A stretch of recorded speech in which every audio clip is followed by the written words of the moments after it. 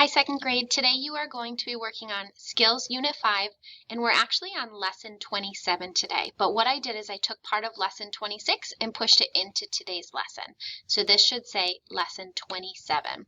Our learning target for today, you've already completed this first one and the second one. We're going to be working on I can complete my grammar assessment. So what I would like to do is show you what your grammar assessment will look like in the Google form so you know what to expect.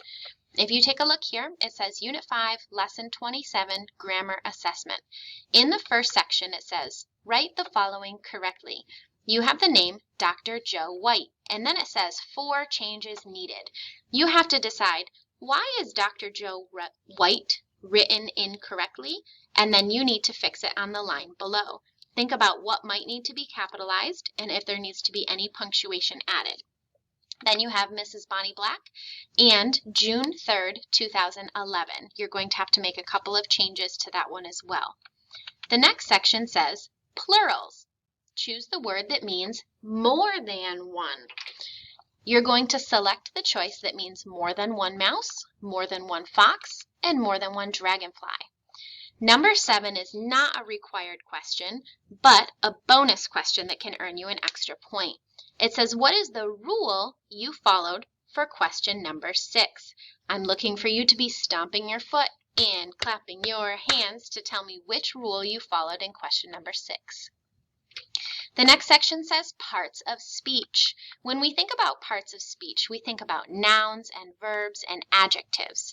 So you have a sentence here. The famous writer talked. Question 8, you're going to choose which of those words is the adjective, then which of those words is the noun, and which of those words is the verb. The next section is called subject and predicate.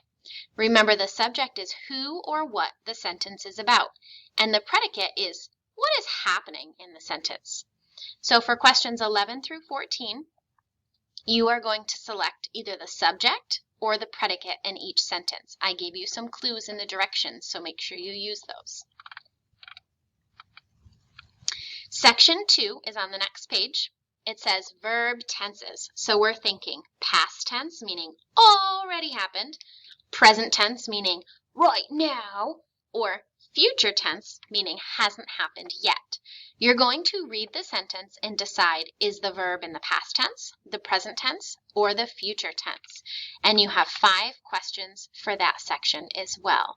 That's all you have to do today on your Google form for your grammar assessment.